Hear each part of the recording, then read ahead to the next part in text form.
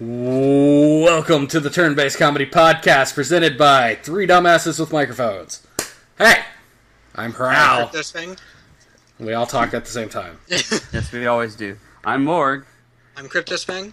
And I forgot to play the theme music.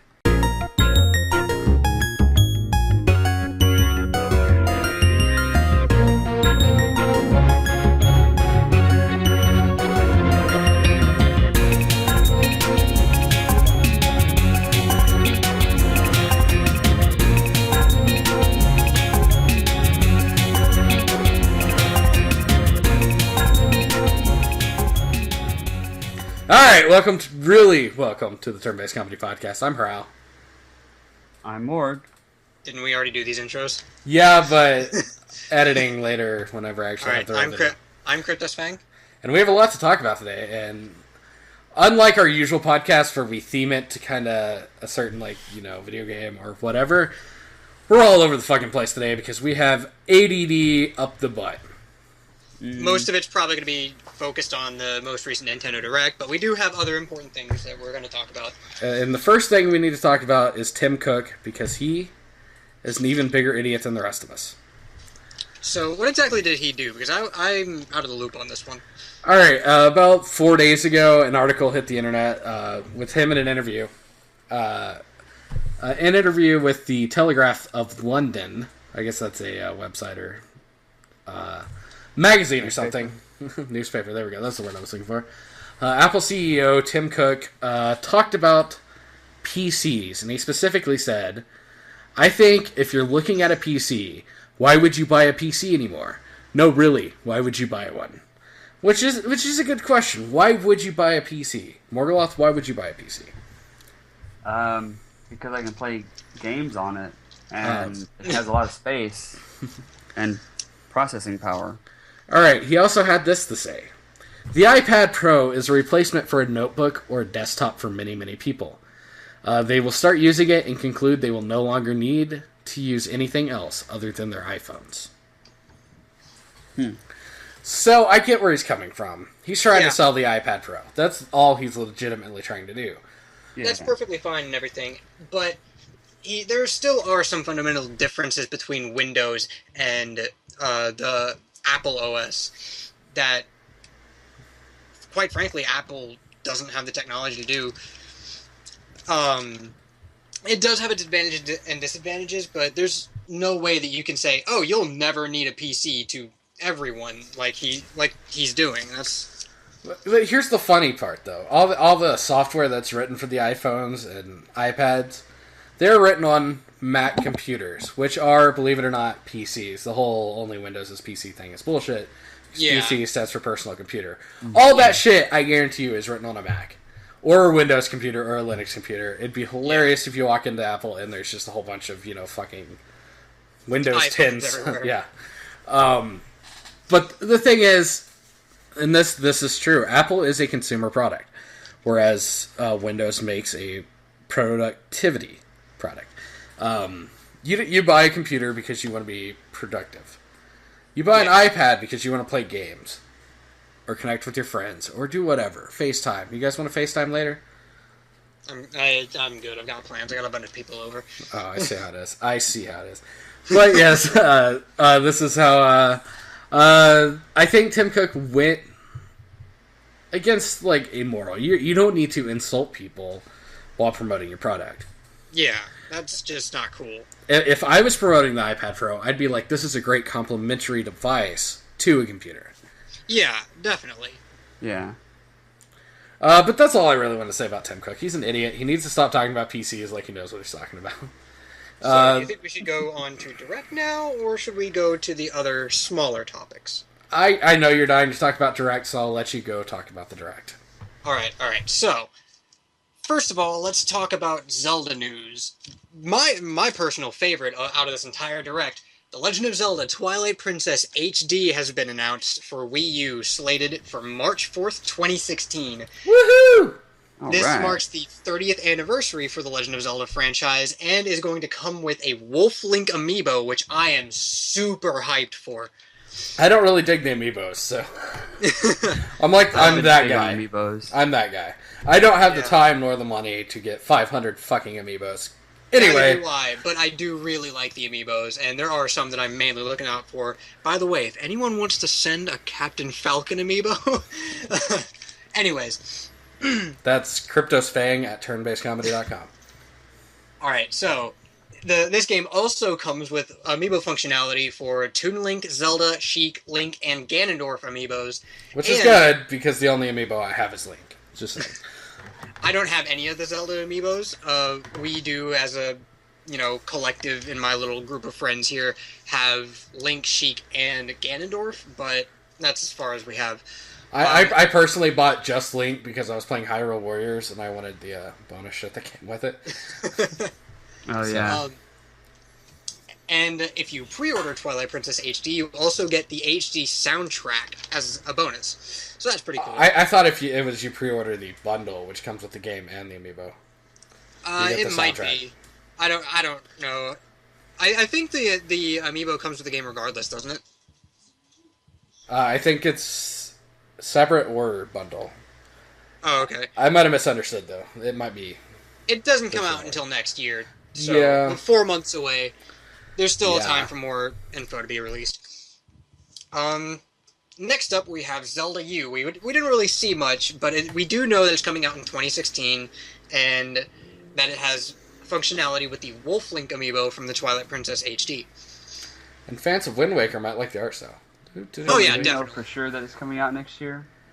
They said they didn't give any specific month, season, or whatever. But they pretty much said 30 years of Zelda, you're going to see Zelda U. I kind of caught that too. They did say that it was slated for 2016, but they didn't give any specifics as to what in 2016, so it very well could be delayed again. But, so long as it comes out better than Skyward Sword, I'm happy with delays. And as long as it's not pushed to the NX. Yeah. We'll talk about that later, but... Right. There, go on with your story. Up next in Zelda news, we have a DLC that dropped, I believe, yesterday for Triforce Heroes, adding 2 outfits and the Den of Trials. The Den of Trials is basically one huge level with about more than 30 floors, and you basically have to beat every enemy in a given floor before you can move on. There's checkpoints, all sorts, the whole 9 yards. Anything that you'd expect from Triforce Heroes is in the Den of Trials. It's just a big, long adventure. In addition to this, we have the Lineback outfit and the Fierce Deity outfit. The Lineback outfit has the power to let you see inside chests without opening. Thank you, Eye of Truth, or Lens of Truth from Ocarina. Interesting. And the Fierce Deity outfit, from what they said, it increases your attack power. I don't know if it actually increases the damage you do, but it does give you 4-way sword projectiles. So that's pretty interesting. Oh, snap. That does transition us to the next game, Hyrule Warriors Legends, for 3DS. This game is essentially the same game as the Wii U game, but it does come with a few new additions, such as, I believe, new maps, and it does come with Tetra, Toon Link, the Boat, Skull Kid, and Linkle as playable characters. For those of you who don't Fucking know... Linkle. I'm not happy about this either, but for those of you who don't know what Linkle is, apparently she was in the Japanese, I believe it was the Japanese instruction booklet. Yes. For Hyrule Warriors. Yeah. This game is slated for March 25th, 2016, and for a limited time upon release, when you buy the game, you'll get a home menu for your 3DS. That's pretty exciting. I just hope that the new characters, maybe if they'll be on the Wii U, maybe? I do want that to happen. I'm not sure if it will. They haven't said anything about it, but even if it's I think the 3DS needs to have exclusive content just to give you a reason to buy the game. Yeah, but at the same time, probably will. At the same time, you should probably get Wii U exclusive content too. So, yeah, there's multiple ways they can go about this. Yeah. Any more Zelda news? That is all for Zelda news. Let's move on to Pokemon. So, first up, we have Super Mystery Dungeon. This is a mystery dungeon game that claims to let you encounter every single Pokemon except for the currently unreleased Volcanion, which may be DLC later on, free update. there was some mention of the connection orb, I believe it was called, which basically seems like it's going to replace the bulletin board from previous Mystery Dungeon games. I don't know if that's true or not, but that's just how it seems to me. The connection orb will let you befriend other Pokemon and new quests specific to whatever the fuck. I don't know. They didn't really give us a bunch of details on that. But they did tell us that you are able to combo your attacks of Pokemon together. So you can use 2 or 3 Pokemon's attacks at the same time rather than in a turn. Interesting. This game is coming out November 20th, so 7 days from now. And for a limited time upon release, just like with Hyrule Warriors Legends, you can get a 3DS theme for your home menu. A lot of themes in this Nintendo Direct that you can get for free. Yes. A lot of free themes that just come with buying the game. And so, Pokemon. Yeah, this next Pokemon announcement is a free-to-play game with microtransactions called Pokemon Picross. Their exact words are free to start. Yeah, Yes. they call it free to start, but what essentially that means is Free to play with microtransactions. Yeah. So But it sounds to me like there's a couple that you get, like 4 or 5, and then you Yeah. gotta buy the rest. no, that was actually the Nintendo Badge Arcade. We'll get to that much later. But Pokemon Picross is the Minesweeper type puzzle game that you basically had to draw pictures of the Pokemon in a Sudoku Minesweeper type thing.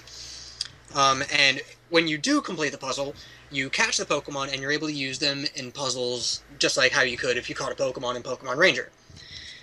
Beating levels also grants you pick rights, and this is where the microtransactions come in, because you can buy these as well. And what these do is they let you unlock and solve puzzles sooner, and entire stages sooner.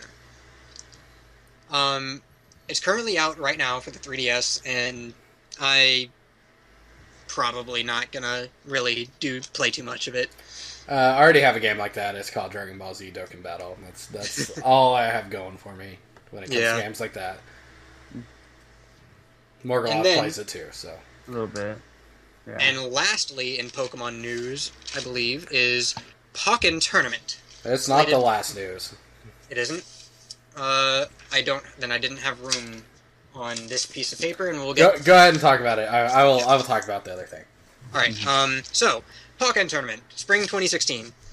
This game is basically, for those who haven't been following it, a blend of Pokemon and Tekken. And they announced a Shadow Mewtwo amiibo card, which unlocks Shadow Mewtwo immediately instead of having to unlock him through conventional means. And this amiibo card is only going to be sold in copies made during the first production run. Oh shit! You better get on it, guys. Now, I'm going to touch more on something else about this game, but Shadow Mewtwo opens a whole new world of speculation for a possible third entry in the Pokemon Coliseum series. I don't see it happening. I don't see it either. They haven't said anything about it, but Coliseum and XD are some of my favorite Pokemon games, and I would love to see XD sequel on the Wii U or 3DS. Oh yeah. Now, in the trailer for Pokken Tournament, the following characters were shown fighting, so we can safely assume that these are going to make it into the final version of the game. These characters are Blaziken, Lucario, Weavile, Machamp, Pikachu, Suicune, Charizard, Gengar, Gardevoir, Shadow Mewtwo, Mega Lucario, and Mega Shadow Mewtwo X. Well. Alright. So, that's it for Pokken Tournament. And the last Pokemon news, and I can't believe you forgot this one, is Pokemon Red, Blue, and Yellow are coming to the 3DS eShop on February 27th. Yeah. These, so far, it's only been confirmed in Europe and Japan, but it was shown in the Nintendo of America Direct, so we can safely assume that we're going to get it too. Yeah. In addition to this, Japan's also getting green version. These games will functionally play exactly like the original releases. Maybe they'll patch glitches. I hope they don't. Please give us Missing No. Except the link cable has completely been abolished and replaced with wireless connectivity of the 3DS. Yes. I would have liked to haul around a link cable. It would have been nostalgic for me. Hey, we have a link cable here, so... this game is going to come out as the same day that the original Game Boy release came out on, which is February 27th, 2016. But kids these days just don't understand how life on the playground was with link cables. I know, I'm just right? saying. It was a totally different world, kids. Did you bring your cable? No. Damn it! I guess we can mystery gift. Alright, so that's it for Pokemon. Next up we have Splatoon. Woo! Not much was said about Splatoon. It was just an update. There was one yesterday and one today that came out 2 hours ago, and I haven't gotten to play the update that came today, or really the one that came yesterday, and I really want to play the new map that came today. But yesterday we got Mahi Mahi Resort, which is a pool with a bunch of floating platforms, basically, in the water. And after a certain point in the game, or a certain time in the game, the water level lowers, giving you more inkable turf. Yeah. And then the other map, which I'm really hyped for, is Museum de Alfonsino. Very interesting like name. Isle Delfino. A little bit. It is basically one giant modern art museum filled to the brim with inkling works of art. In December, there's also going to be a tourney mode debut featuring Nintendo Treehouse staff on Splatoon, and there's going to be more updates with winter items. I don't know if these were this update or there are going to be more updates. There's going to be winter items, 40 plus new pieces of gear in these updates, and then stage and balance patches throughout the rest of 2015. And I believe this is coming soon, or came today, the Splatnet, which allows you to track your stats in ranked play and casual play online. That's kind of cool. Yeah. That's it for Splatoon, though. Let's get into Mario news. First up, we have an update from Mario Maker. I'm pretty excited about this one. So, we now have checkpoints. Thank fucking God we have checkpoints. Oh my god. Now we also have status... It really is. We have status-dependent power-ups, so like if you're small, you can get a mushroom, and then if you're big, you can get a fire flower. Or you can get a fire flower, and if you're big, you can get a star or whatever. There's also a portal site. Like it was in the real game. Yeah, exactly. Like it was supposed to be. And to be fair, checkpoints were supposed to be in Mario Maker on release, but they sure took their sweet time giving us that.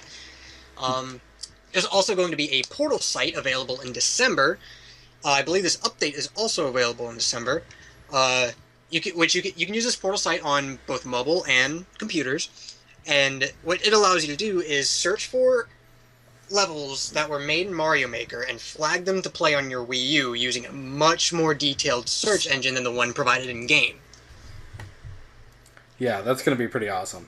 It really is. I cannot wait for it. It's going to make all those... Hopefully it's going to make all those auto levels disappear, because that's just bullshit. Yeah, definitely. That is probably the reason they did this, is, the top 10 maps are all auto levels. Yeah. They're what? They play themselves. Yeah. Oh. Like, some of them are music, and some of them are just clusterfucks of shit that's supposed to kill you if you move at all, but, Yeah. Oh. So, on Mario's sports side of things, we have Mario Tennis Ultra Smash, which I'm not too terribly hyped for, but I can safely say that, I wouldn't mind playing this. I kind of got excited while watching the video. I don't even like Mario Tennis, so... I'm probably not going to be buying it, but I'm pretty excited for it. We might do it at a TBC stream one of these days. I'm just saying. Maybe. Yeah. Maybe some videos, maybe some tournaments in TBC. Who knows? There's 3 different game modes.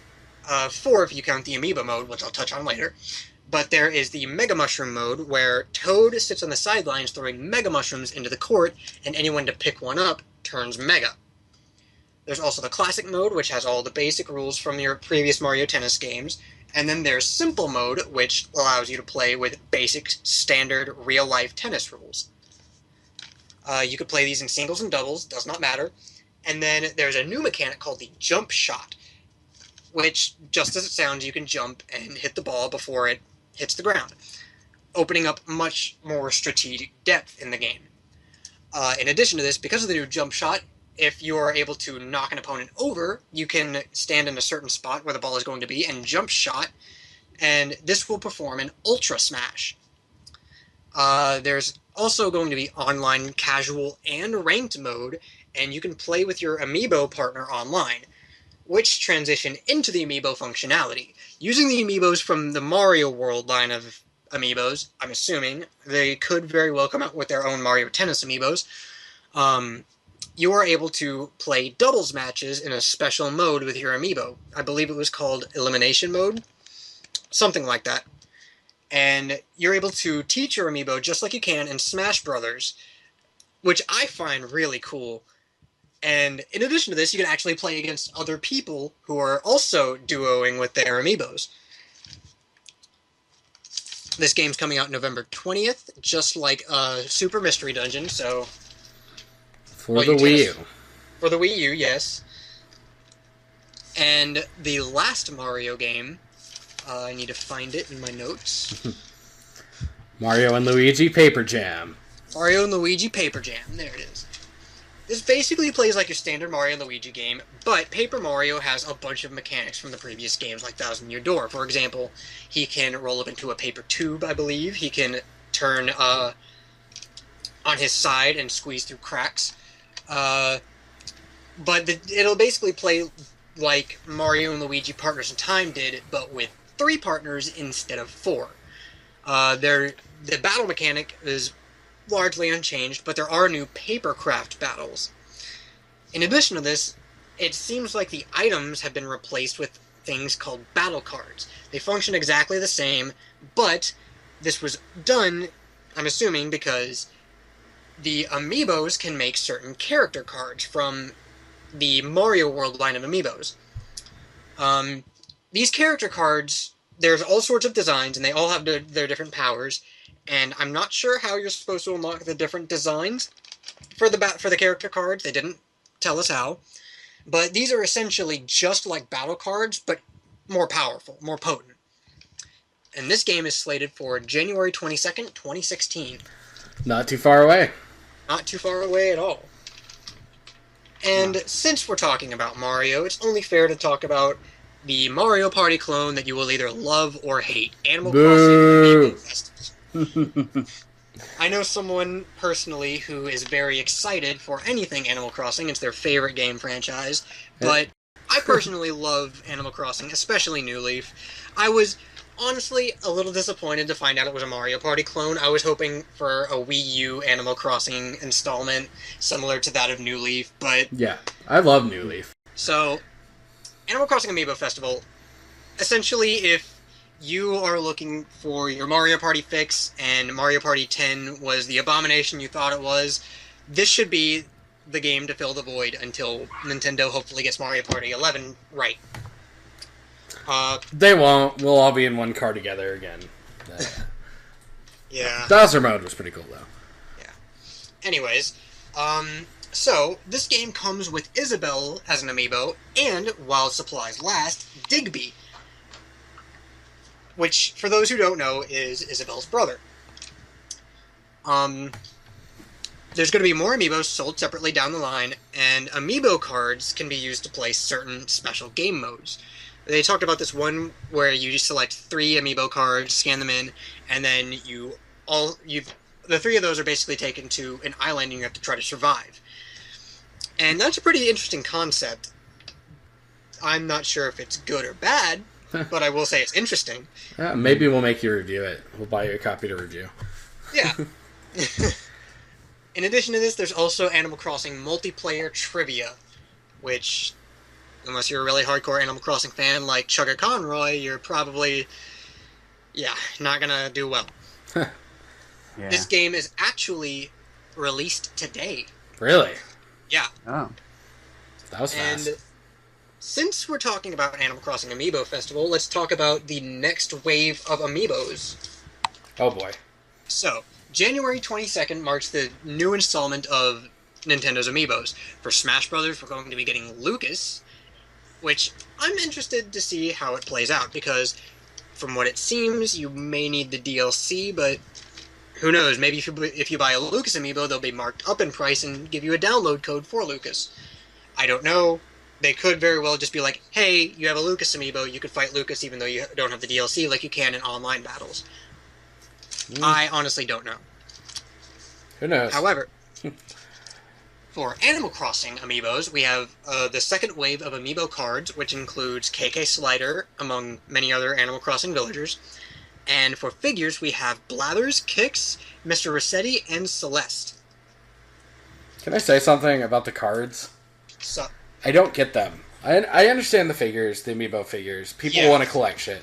But the cards, are like the AR cards to the 3DS. Like, that was cool for 2 seconds, but I lost them, 8 years ago.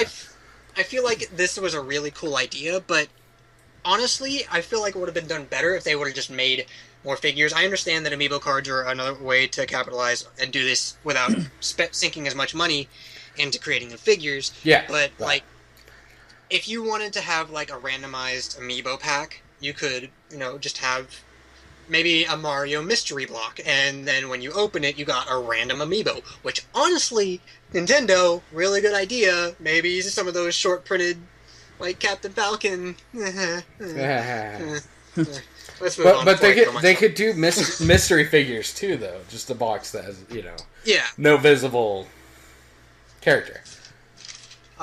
So... I mean, Loot Crate has a ton of mystery shit in it whenever you open it. Yeah, that's essentially what I was getting at, with the whole mystery box. It doesn't necessarily have to be one. Maybe it could be for the Mario world, but it doesn't need to be a mystery box. It could just very well be a box you can't see into. So, next up we have Xenoblade Chronicles X for the Wii U. I'm pretty excited. I haven't finished Xenoblade Chronicles, so I can't say I'm excited, can't say I'm not excited, but I will say the gameplay's got me pretty hyped. It looks pretty fucking good. Sorry for my language. It really does. It looks beautiful, and the mechanics look fantastic. This game, they set it out to appeal to Zelda and Metroid fans in the Direct, and is going to start with 4 DLC downloads that are completely free and are only meant to smooth the gameplay experience. You don't need to download these, but if you want to smooth it out and decrease loading times and all that, you're probably going to want to. They do highly suggest downloading the basic pack at the very least, though. And they were available as of the Nintendo Direct to download and prep your Wii U. Yeah. In addition to this, they are able to pre-purchase and download the full game as a digital copy on your Wii U. Right this second. Right this second, yeah. Mm-hmm. And this comes with all 4 of the loading DLCs completely built into the game. Now, what I assume this means is that you could buy it and download it and everything, but you won't be able to launch it or whatever, and it'll unlock when the game drops in stores. Now, does this mean you could change the date on your Wii U and get to play the game sooner? Maybe. Probably not. There's probably a patch that'll let you play it. Yeah, they probably sent out a code. Like a Nintendo update or something. This isn't 1999 where we could cheat systems. They did also mention the Xenoblade Chronicles X Survival Guide video series for those who just cannot wait for December 4th. That's all with that. So, like we mentioned earlier, there's a new game that is currently out that Nintendo also advertised as start for free, called Nintendo Badge Arcade.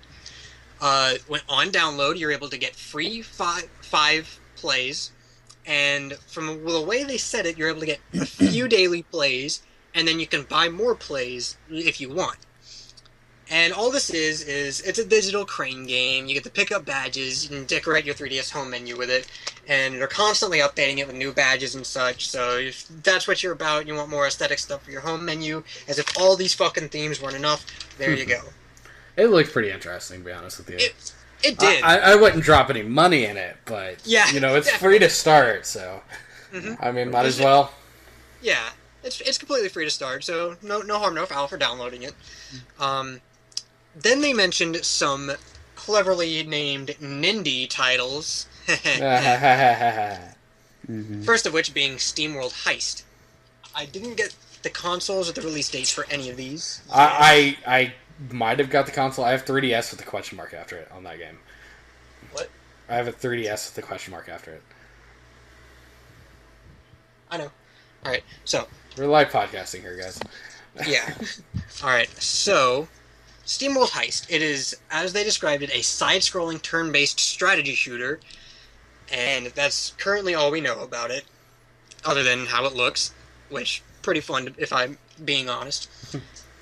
And for a limited time, on release, it comes with a, guess what, 3DS theme with purchase. Woo! What? No way. I know, right? It's almost unbelievable.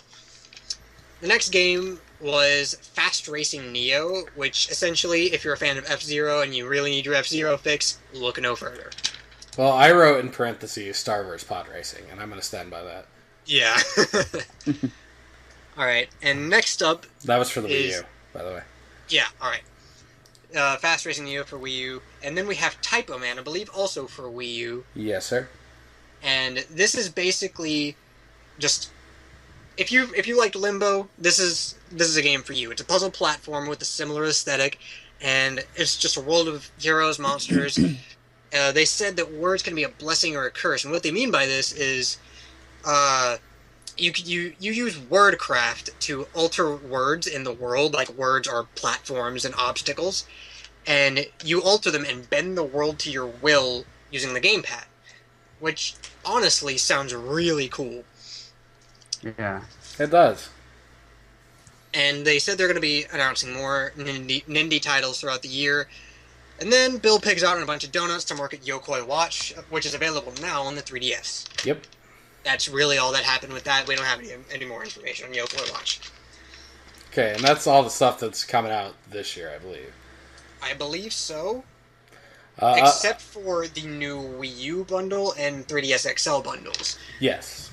They didn't give any information on the 3DS XL bundles other than their regular 3DS XLs, and the new Wii U bundle is going to come with Smash 4 and Splatoon. And I read today that Nintendo's marketing it at $275, but a lot of realtors, a lot of stores, let's go with that, are selling it at $250 or less than $250. So yeah, which is pretty fucking good for a Wii U plus two hot selling games. So now for the stuff coming out in 2016. First up, we have. Can I get some hype for Star Fox Zero? It looked fucking amazing. It really did. Oh my god, I gushed over the fucking graphics so hard. I know, I was in that chat room with you. Uh-huh. Our backstory here. During the Nintendo Direct, we were in a Facebook chat together. TBC itself has a Facebook chat. And me and KryptosFang here were kind of doing reactions. We were going pretty nuts over everything. And Morgoloth kind of lost his shit after the Nintendo Direct, saying, like, fuck you guys. Literally, I quote, "Shut the fuck up, my phone wouldn't stop vibrating." We're horrible I people. had to watch it on my phone. Oh, yeah. And so I couldn't chat. I apologize for that, but holy shit, some of this stuff. So Star Fox Zero. Back to Star Fox Zero. It's going very much back to its SNES and 64 roots. The R-Wing now has a land form called the Walker. Looks kind of like a dinosaur. The Landmaster has a Gravmaster form, which is essentially just a flying Landmaster. And the Gyro Wing, a new machine, is basically the stealth portion of the game, which comes with a helper robot named Direct Eye used to hack terminals and more. We don't know what more, but, that's what they said. Mm-hmm. The TV screen is the third person out of the cockpit view, and the gamepad is the first person in the cockpit view. And this game I can't say it enough. The aesthetics in this game look fantastic. It's coming out April 22nd, 2016. Yep. So, we already talked about Mario & Luigi Paper Jam. Final Fantasy Explorers. I'm excited. I'm so excited for Explorers. This game pretty good. Looks fantastic. And I believe there was some talk in the TBC chat about a 4-player Let's Play of this game. We're talking about it. We might have to get a 3DS capture card first, but I'm for it. Yeah. I'll buy the game. I'm totally for that. down for this. This is an action RPG, not turn-based, like other Final Fantasy games. It has multiplayer similar to MMOs, which is completely optional and is available both online and local. And you're able to dress as other characters, and using the trance ability, you get to transform into them, basically. Yeah. The characters shown were Cecil, Terra, Vivi, Squall, Tifa, Yuna, Lightning, Zidane, Cloud, Titus, and Bart. And they said more. Titus. Titus. This is America. It's, I don't give a fuck. It's the official Square Enix stand. Titus. Titus in Japan. This is America. I'm saying Titus. I know, I've always said Titus, but like Square Enix made a big shit about it being called Titus, so whatever. Anyways, Meg Ryan, let's just call her that. Yeah. And Trance also will restore your HP and MP on use. All of the DLC that came in the Japanese release of Final Fantasy Explorers will come completely free to the new release for everywhere else. This game's coming out January 26th, and is coming with a collector's edition, which comes with a special box with special artwork on it, the game, soundtrack, 3DS hard case, art book, and in-game quests for 4 legendary Final Fantasy weapons. And we're all gonna have to get that. Mm-hmm. Square Enix definitely knows how to steal our money. Oh yeah, definitely. Especially with an announcement coming later in the let's not spoil things in the notes here. And the Final Fantasy VII remake coming out pretty soon. PS4 and maybe the Nintendo NX. Maybe. Come on, Wii U, please. I mean, the announcement trailer literally said coming first to PlayStation. It didn't say coming just to PlayStation. Just saying. If I remember correctly, they also announced that it was coming to PC, but no word on Xbox. I don't know how true that is, but something to look out for. Anyways, next up on the RPG lineup, we have Fire Emblem Fates, which is slated for February 19th, 2016. This is essentially 2 games, Fire Emblem Fates Birthright and Fire Emblem Fates Conquest, similar to how the Zelda Oracle games played out. It has the same overarching story, but different events and dialogue that shows both sides of the same conflict, which honestly sounds pretty cool. And then later on, a 3rd game is going to become available for Fates owners called Fire Emblem Fates Revelation, which continues the story where Birthright and Conquest ended, and like its name says, reveals a ton about both sides. And it's going to be download only, so it makes me assume that it's going to be DLC for both games. And I read somewhere online today that you have to have both Conquest and Birthright to download Revelation. Really? Because in the direct they said that they suggest that, and they didn't say that you had to. But I might have misread something, but people were bitching about it. So right. It's the internet, people make shit up all the time. Don't take me for fact, people. So isn't there a day 1 DLC pack though? There is some day 1 DLC. I don't remember exactly what all is in it. I believe it's a map pack. Yeah, it's just like 1 map was available, and then the rest of the maps you can purchase them all as map pack 1 and get the basically free downloads for the rest of them. But like 8 maps are coming out with a bunch of gear and stuff, just as map pack 1. Yeah. You can buy all the maps individually if you don't want to buy them all. And then there's also a special edition coming out, more and more special editions. This is going to come with all 3 games, a 3DS pouch, and an art book. That's probably the way to go, in my opinion. Yeah. Just get all 3 games, because you're not, if you've ever played Pokemon, you're gonna get all 3 games. Yeah, that's just how it works. So, next up we have another thing that I am unbelievably hyped for: Mega Man Legacy Collection. This is going to be a game for the 3DS and I believe Wii U, but I'm not entirely sure.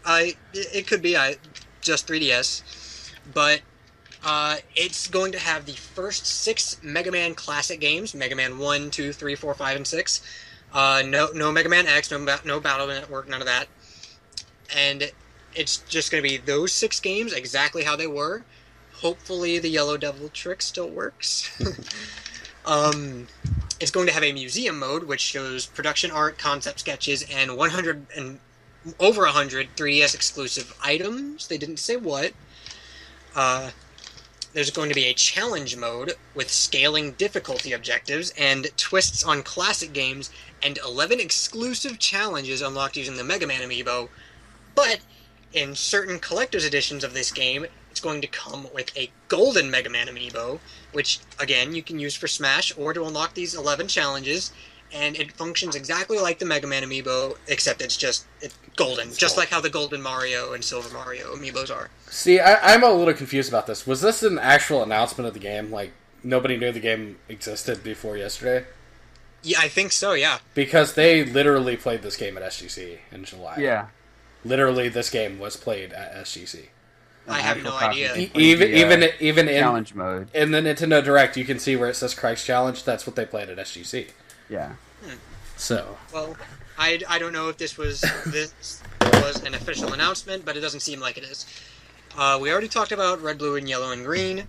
Let's go to Mega Man Legacy Collection is slated for February 23rd, 2016. And then we have a few games that they didn't touch on that they just made note of. Bravely Second and Lair for spring 2016. And then Dragon Quest VII Fragments of the Forgotten Past for early summer 2016. And then Dragon Quest VIII Journey of the Cursed King. All three of those were for 3DS. Dragon Quest VIII does not have any official season or whatever, but is slated for sometime in 2016. We have some more coming soon titles. We have Hive Jump for the Wii U, slated for early 2016. It has 3-player co-op, or you can play solo, and amiibo functionality. It's based... I don't know exactly what it is. It looked like a shooter platformer. I don't know. Kind of like a fusion between Metroid and Contra, if I had to guess, but I have no idea. That's the way it looked. Kerbal Space Program for Wii U. Don't know much about this. You build a ship, you go into space, try not to kill people. Slated for 2016. Mighty Number 9 for Wii U and 3DS, developed by Keiji Inafune, the person who developed Mega Man. And we stood about, 20 feet away from the guy. Yeah. One time. We didn't actually get to talk to him because, he's Japanese and all, but... Yeah. This game is coming out for February 16th, 2016 for Wii U, and the second quarter of 2016 for 3DS. It has 2-player co-op and versus online. No word of local, so, we'll see. And for those who are just wondering, it's just Mega Man, just with a different name and different aesthetic. Just think of Mega Man as Mighty Number 8, and this is Mighty Number 9. Yeah, exactly. There's Lego Marvel's Avengers for Wii U and 3DS, slated for January 26, 2016. I played Lego Marvel's Heroes, and it's alright. It's a Lego game. It's Lego shovelware. I'm not saying that it's bad, but... The only Lego game I could really get into was Undercover. So. The only one I could get into was Star Wars. But they said it's going to have over 100 characters from the Marvel Universe that have never been before in a Lego game. It's just, if you're interested in that, more power to you. Have fun with your Lego Marvel game. I'm just going to take a pass on that one. Okay. We have Project X Zone 2 for 3DS, slated for February 6th, 2016. I don't know much about Project X Zone, so I can't speak for Project X Zone 2, but they did say that Chrom and Lucina from Fire Emblem Awakening and Fiora from Xenoblade Chronicles are going to be in the game. So, if you're not a fan of Project X Zone and you are a fan of one of those characters, it might be worth it to pick it up and give the franchise a shot. Terraria for Wii U and 3DS, slated for early 2016. It's Terraria, but on Wii U and 3DS, not much to say there. And then, the final announcement of the Direct, Cloud in Smash 4 for 3DS and Wii U. Oh, yeah. Alright, so let's talk about this. There's a little bit more for Smash, though. There's also Chocobo Mii Fighters, and there's a Direct in December of 2015 regarding more Smash characters. Smash Ballot, maybe? And that concludes the Direct. I want to talk about Cloud for a second, though. Yeah. Because the Nintendo Direct, the last thing, they're like, we got something big at the end, don't worry about it. And they get to the end, and the screen goes black, and the first thing you hear is the Final Fantasy VII opening music. Mm-hmm. And I'm like, what is going on here? All right, I'm freaking out. At the same exact time, someone busts into my room while I'm watching this. I miss when the Smash logo comes up. I'm confused as hell. that was my experience. I'm like, is Final Fantasy VII, like, are they bringing the PC port over or what? But it turns out pretty awesome Cloud is going to be in Super Smash Bros. 4. I'm not entirely sure how hyped I am for Cloud and Smash, but at the very least, I cannot say that I'm not excited or interested to see how the limit break works, because it didn't seem like his limit break was his final Smash. Yeah, it seems like you build up a bar, kind of like other characters. Like the RPG and like how Little Mac works. Yeah, you build up a bar and then you can use like one of 4 different limit breaks. Yeah. I think his final Smash was Omni Slash. Yeah. So, and it had the corny like limit break text box come up, which was pretty freaking hilarious. He could also have multiple final smashes like Ryu for different ranges. So like he could have the Omni Slash for a close range, and then a summon for a long range. Yeah, they did show off some summons in the trailer, which was pretty interesting. Yeah. Like maybe they are like the Pokeballs. Yeah, my first thought was exactly that. Like you pick up the summons and you can summon them, and or you pick up summoning materia or something like that. I don't know. Yeah. I mean, the whole thing, it kind of makes me excited. I suck at Smash, so obviously it doesn't matter what my opinions are, but there are a lot of butthurt fanboys out there who are like, why couldn't they bring a Nintendo character to a Nintendo game? Well, guess what? Cloud is now a Nintendo character, so shut up. Not only that, but Cloud might have not been in a Nintendo Final Fantasy, but Final Fantasy has been on Nintendo since the Nintendo Entertainment System and on the DS all the way up to there. And in addition to that, Kingdom Hearts games were on Nintendo consoles, mostly portables, but they were there, and Cloud was in those. Yep. So it's okay. Guys, calm down. It's okay.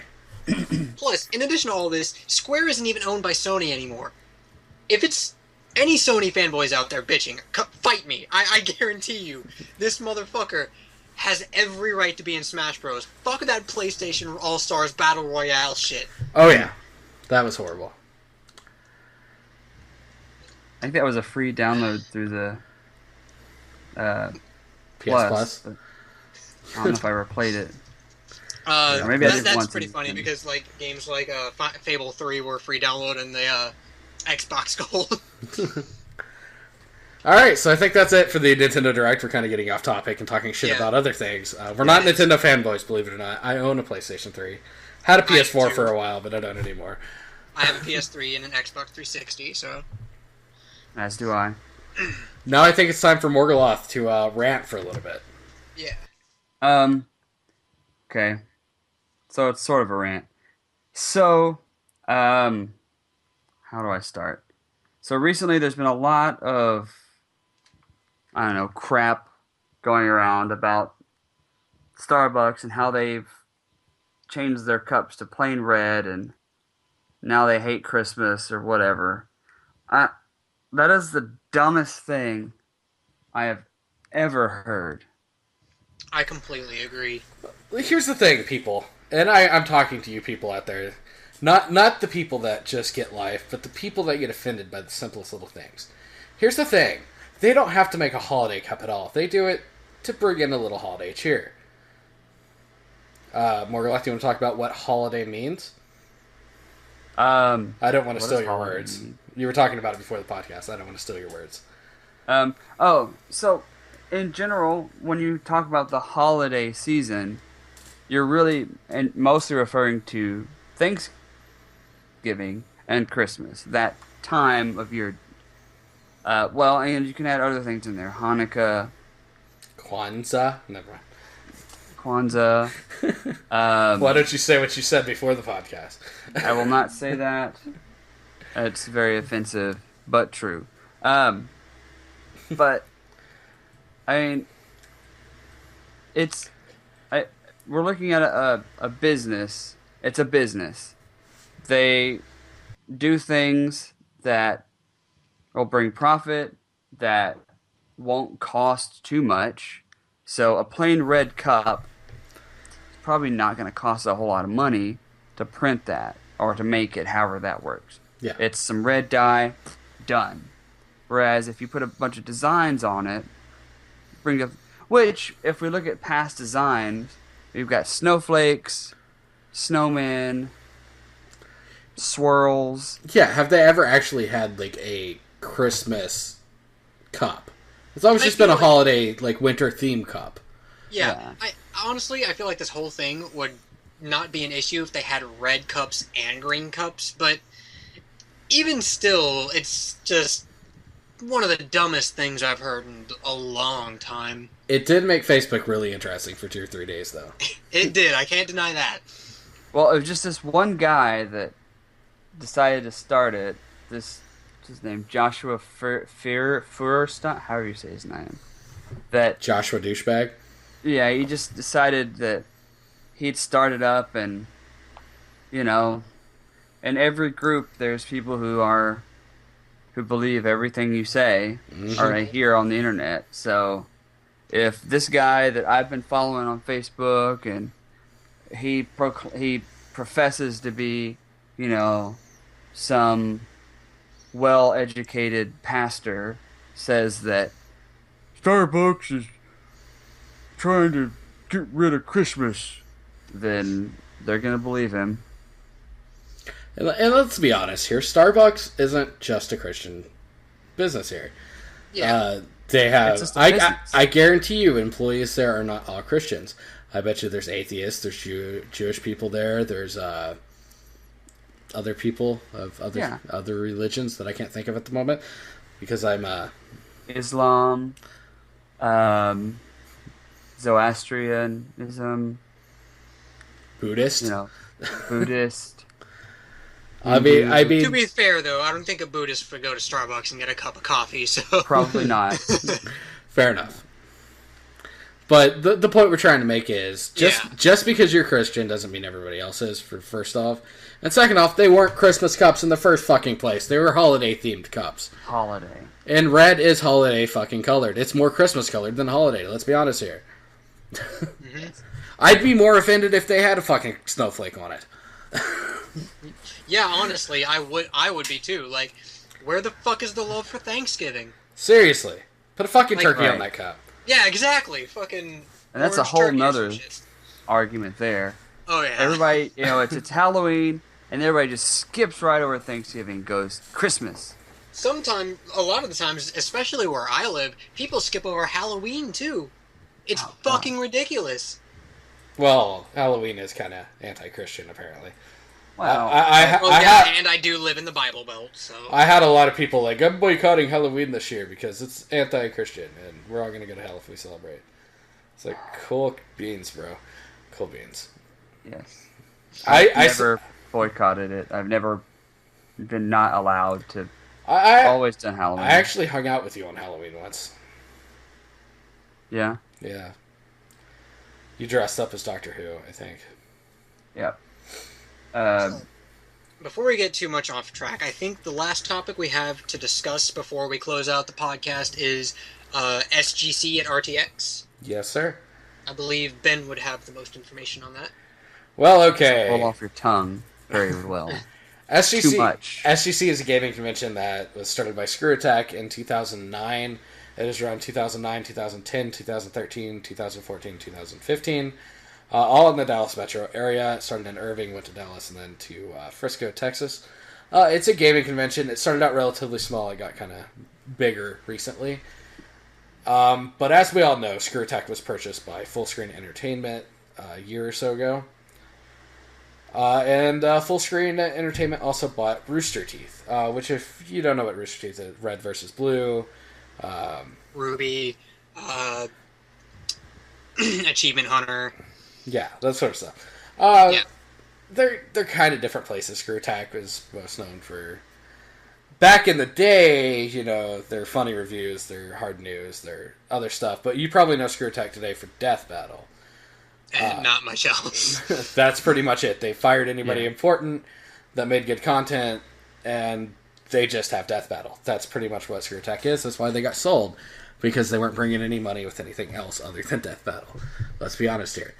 Which, honestly, if I do say so myself, it would be pretty interesting to see how Rooster Teeth and Death Battle all intertwine with each other. Hopefully we can get some of the animators from Rooster Teeth to start working on Death Battle with Wiz and Boomstick and everyone else, but... Yeah, I'm not a fan of the animators ScrewAttack's been using. Yeah. And they put him on camera, which makes you feel bad whenever you're like, well, his animation sucks, but it's like, it sucks, I'm sorry. But, it's not that it sucks, it's just that it feels stiff, I guess I'd say the word is. Yeah. Yeah, it's boxy and glitchy is how I would describe it. Yeah. Like the backgrounds, like for the Superman vs. Goku 2 Death Battle, they were like going off like, oh, this is the most amazing fucking shit you're ever going to see in your life. And they show it, and the background is fucking literally glitching the fuck out. Buildings are disappearing and shit like that. Yeah. And it's like, yeah, you need a better animator, bro. Or at least you need to get a team on that or something. But it was announced, about a week and a half ago, maybe 2 weeks ago, that ScrewAttack and Rooster Teeth would be more or less merging when it comes to their websites. They might have separate offices still, I'm not sure. ScrewAttack has been based out of Dallas, Rooster Teeth in Austin. At least the main part of Rooster Teeth has been based out of Austin. But they're both owned by Full Screen Entertainment, so the details there aren't fucking clear. All ScrewAttack basically said is their website's basically to become Rooster Teeth's, They're going to start using Rooster Teeth's website. But in their announcement of them merging, the first thing they said, I know you're going to ask what's going to happen to SGC. Well, SGC's not changing at all, blah, blah, blah, blah, blah. It's still there, yada, yada, yada. So, literally earlier this week. This is like a week, 2 weeks after the announcement that they're merging with Rooster Teeth, right? Mm-hmm. They announced that ScrewAttack Gaming Convention will be at RTX this year in Austin, which I guess is cool. I mean, honestly, Rooster Teeth, RTX, I've thought about going in the past, especially last year, this year. Yeah, same here. SGC, I've been to every SGC, as has Morgoloth. Yep. So, on one hand, you had two different conventions, which Rooster Teeth's conventions obviously got a bigger guest and shit like that. Previously, I'm going to say previously, because this was before they were bought by Full Screen. But what they're doing for SGC at RTX is RTX is still going to be in the big convention center. That's going to be RTX. There's no SGC in there, apparently. Down the street at a hotel, you're going to have SGC, this little tiny hotel, I guess. From the pictures, I haven't actually been to the hotel to verify, but it's like, what's the point of SGC even being there if RTX is down the street? Yeah, I feel like if RTX just happened in the big convention center, like, similar to how Awesome Games Done Quick and then there's Summer Games Done Quick, like, maybe at the first half of the year we have SGC, and then the second half of the year we have RTX. Yeah. They should... words. They should have kept them two separate conventions, but it's pretty obvious what they're trying to do, and Morgoloth was the first one pointed out, but... Yeah. You can go ahead, Morgoloth. I don't steal words anymore. It seems like they're going to try to phase it out and just have RTX. With this year, if it's going to be paired up at the same time as RTX, you won't get as many people there, and, it's not profitable anymore. I guess we can continue it. This year they can say, we promised you SGC, we gave it to you, but you didn't show up, so we're going to just do RTX next year. Yeah. And that's pretty much how it's going to go. Right. I've honestly, ScrewAttack has lost my blessing long ago. Full Screen, I've never been a fan of Full Screen Entertainment. They've shat all over content creators. They shat all over Brenda Floss. Not a big fan of Full Screen, so... Yeah. I don't think I'm going to SGC or RTX next year, just to be honest with you. And that's coming from someone who has never missed an SGC before. Yeah. So, let's wrap this thing up. Top 5 things from the Direct, or I believe it was 2 games that you could have from the Direct. If you could only pick 2 from all of the things that were shown. Only 2. Yeah, I believe that's what you said, or would you rather do a top 5? Let's do the top 2 so we can wrap this up pretty quickly. Yeah. All right. I'm going to say Bravely second, in Blair. And Final Fantasy Explorers. All right. Morgoloth, after you. I will say Twilight Princess HD and Final Fantasy Explorers. I would have to say Twilight Princess HD and Puck and Tournament, with special shout-outs to that golden amiibo. You're going to get that golden amiibo no matter what, you know it. Probably, yeah. Alright, so kids, that was the TBC Podcast, the 10th TBC Podcast. The 11th should be right around the corner. We're going to try to do stuff like this where we have like fun, interesting topics, or controversial topics. It's always fun. It is the holiday season, so more announcements are bound to be around the corner. We're looking at you, Sony and Microsoft. Don't disappoint us. And Black Friday is just around the corner, so go pick up a PS4 for $250. Why not? Yeah. Well, probably $300. Sorry, you're not going to get it for $250. Or pick up a Vita for God knows how much. I already have a Vita, thank you. And I don't play it often. I'm sad that the Vita failed, because this is going off on a tangent. We really need to wrap up, but I'm really sad that the Vita failed because it had some pretty interesting technology in it, and some pretty high-tech technology compared to the PS3. But here's the reason the PS Vita will, or, you know, a PlayStation handheld will always fail. Because Nintendo has the games. Yeah. It doesn't translate to the main console as well because of the hardware on the PlayStation 4 and such compared to the Wii U. But for a handheld, you want a game that, you know, something you carry around because you already have your phone. If you're going to get a handheld, you want something you're going to be playing fun games. Well, Sony, like, literally just cut support after having a poor start. Well, guess what? The 3DS had a poor start, too. The reason they succeeded was Nintendo stuck with it and kept making games for it. So fuck you, Sony, for not making good games for the Vita. Yeah. I don't know why I tangented. You were supposed to tangent. Yeah, that you pretty much said exactly what I was going to say, so... That happens. Clouds and smash you, bro. Yeah, so, with all that, this has been the TBC Podcast. I'm KryptosFang. I'm Herao. I'm Morg. And we'll see you next time. Probably.